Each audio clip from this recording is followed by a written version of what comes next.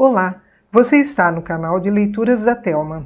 O livro de hoje chama-se Dom Casmurro, de Machado de Assis. Narração, Thelma Schinkerman. Parte 29, capítulo 114, em que se explica o explicado. Antes de ir aos embargos, expliquemos ainda um ponto que já ficou explicado, mas não bem explicado. Viste que eu pedi, abre parênteses, capítulo 90, fecha parênteses, a um professor de música de São Paulo que me escrevesse a toada daquele pregão de Doces de Mata-Cavalos. Em si, a matéria é xoxa e não vale a pena de um capítulo, quanto mais 2. Mas há matérias tais que trazem ensinamentos interessantes, se não agradáveis. Expliquemos o explicado. Capitu e eu tínhamos jurado não esquecer mais aquele pregão. Foi em momento de grande ternura, e o tabelião divino sabe as coisas que se juram em tais momentos, ele que as registra nos livros eternos. Você jura? Juro, disse ela, estendendo tragicamente o braço. Aproveitei o gesto para beijar-lhe a mão. Estava ainda no seminário. Quando fui para São Paulo, querendo um dia relembrar a toada, vi que a ia perdendo inteiramente. Consegui recordá-la e corri ao professor, que me fez o obséquio de a escrever no pedacinho de papel. Foi para não faltar ao juramento que fiz isto. Mas há de crer que, quando corri aos papéis velhos, naquela noite da glória, também não me lembrava já da toada nem do texto? Fiz-me de pontual ao juramento, e este é que foi o meu pecado. Esquecer. Qualquer esquece. Ao certo, ninguém sabe se há de manter ou não um juramento. Coisas futuras. Portanto, a nossa Constituição Política, transferindo o juramento à afirmação simples, é profundamente moral. Acabou com um pecado terrível. Faltar ao compromisso é sempre infidelidade, mas há alguém que tenha mais temor a Deus que aos homens, não lhe importará mentir, uma vez ou outra, desde que não mete a alma no purgatório. Não confundam purgatório com inferno, que é o eterno naufrágio. Purgatório é uma casa de penhores, que empresta sobre todas as virtudes a juro alto e prazo curto. Mas os prazos renovam-se, até que um dia uma ou duas virtudes medianas pagam todos os pecados grandes e pequenos. Capítulo 115. Dúvidas sobre dúvidas. Vamos agora aos embargos. E por que iremos aos embargos? Deus sabe o que custa escrevê-los, quanto mais contá-los. Da circunstância nova que Escobar me trazia, apenas digo o que lhe disse então, isto é, que não valia nada. Nada? Quase nada. Então vale alguma coisa. Para reforçar as razões que já temos, vale menos do que o chá que você vai tomar comigo. É tarde para tomar chá. Tomaremos depressa. Tomamos depressa. Durante ele, Escobar olhava para mim desconfiado, como se cuidasse que eu recusava a circunstância nova por forrar-me a escrevê-la, mas tal suspeita não ia com a nossa amizade. Quando ele saiu, referi as minhas dúvidas a Capitu.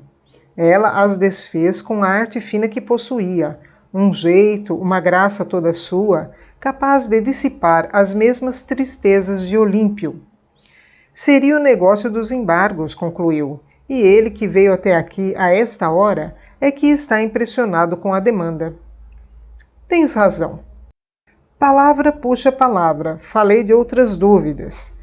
Eu era então um poço delas. Coachavam dentro de mim, como verdadeiras rãs, a ponto de me tirarem o sono algumas vezes. Disse-lhe que começava a achar minha mãe um tanto fria e arredia com ela, pois aqui mesmo valeu a arte fina de Capitu. Já disse a você o que é, coisas de sogra. Mamãezinha tem ciúmes de você. Logo que eles passem e as saudades aumentem, ela torna a ser o que era. Em lhe faltando o neto... Mas eu tenho notado que já é fria também com Ezequiel. Quando ele vai comigo, mamãe não lhe faz as mesmas graças. Quem sabe se não anda doente? Vamos nós jantar com ela amanhã? Vamos. Não. Pois vamos. Fomos jantar com a minha velha. Já lhe podia chamar assim, posto que os seus cabelos brancos não o fossem todos, nem totalmente, e o rosto estivesse comparativamente fresco. Era uma espécie de mocidade quinquagenária ou de ancianidade viçosa. A escolha. Mas nada de melancolias. Não quero falar dos olhos molhados, à entrada e à saída. Pouco entrou na conversação. Também não era diferente como costumada. José Dias falou do casamento e suas belezas, da política, da Europa e da homeopatia, tio Cosme das suas moléstias, prima Justina da vizinhança ou de José Dias, quando este saía da sala. Quando voltamos à noite, viemos por ali a pé, falando das minhas dúvidas. Capitu novamente me aconselhou que esperássemos. Sogras eram todas assim. Lá vinham um dia e mudavam. Ao passo que me falava, recrudescia de ternura. Dali em diante, foi cada vez mais doce comigo. Não me ia esperar à janela, para não espertar-me os ciúmes. Mas, quando eu subia, via no alto da escada, entre as grades da cancela, a cara deliciosa da minha amiga e esposa, risonha, como toda nossa infância. Ezequiel, às vezes, está com ela. Nós o havíamos acostumado a ver o ósculo da chegada e da saída, e ele enchia minha cara de beijos. Capítulo 116. Filho do Homem. Apalpei José Dias sobre as maneiras novas de minha mãe. Ficou espantado. Não havia nada, nem podia haver coisa nenhuma. Tantos eram os louvores incessantes que ele ouvia à bela e virtuosa Capitu. Agora, quando os ouço, entro também no coro, mas a princípio ficava envergonhadíssimo. Para quem chegou, como eu, a renegar deste casamento, era duro confessar que ele foi uma verdadeira bênção do céu. Que digna senhora nos saiu a criança travessa de mata-cavalos. O pai é que nos separou um pouco, enquanto não nos conhecíamos, mas tudo acabou em bem. Pois sim, senhor, quando Dona Glória elogia sua nora e comadre, então, mamãe, perfeitamente. Mas por que é que não nos visita há tanto tempo? Creio que tem andado mais achacada dos seus reumatismos. Este ano tem feito muito frio. Imagine a aflição dela, que andava o dia inteiro. Agora é obrigada a estar quieta, ao pé do irmão, que lá tem o seu mal. Quis observar-lhe que tal razão explicava a interrupção das visitas, e não a frieza quando íamos nós a mata-cavalos. Mas não estendi tão longe a intimidade do agregado. José Dias pediu para ver o nosso profetazinho, assim chamava a Ezequiel, e fez-lhe as festas de costume. Desta vez falou ao modo bíblico, abre parênteses, estivera na véspera a folhear o livro de Ezequiel, como soube depois, fecha parênteses, e perguntava-lhe, como vai isso, filho do homem? Diz-me, filho do homem, onde estão os teus brinquedos? Queres comer doce, filho do homem? Que filho do homem é esse? Perguntou-lhe Capitu agastada. São os modos de dizer da Bíblia. Pois eu não gosto deles, replicou ela com aspereza. Tem razão, Capitu, concordou o agregado. Você não imagina como a Bíblia é cheia de expressões cruas e grosseiras. Eu falava assim para variar. Tu como vais, meu anjo? Meu anjo, como é que eu ando na rua? Não, atalhou Capitu, já vou lhe tirando este costume de imitar os outros. Mas tem muita graça. A mim, quando ele copia os meus gestos, parece-me que sou eu mesmo, pequenino. Outro dia chegou a fazer um gesto de Dona Glória, tão bem que ela lhe deu um beijo em paga. Vamos, como é que eu ando? Não, Ezequiel, disse eu, mamãe não quer. Eu mesmo achava feio tal cestro. Alguns dos gestos já lhe iam ficando mais repetidos, como os das mãos e dos pés de Escobar. Ultimamente, até apanhara o modo de voltar a cabeça deste, quando falava, e o de deixá-la cair, quando ria. Capitu ralhava.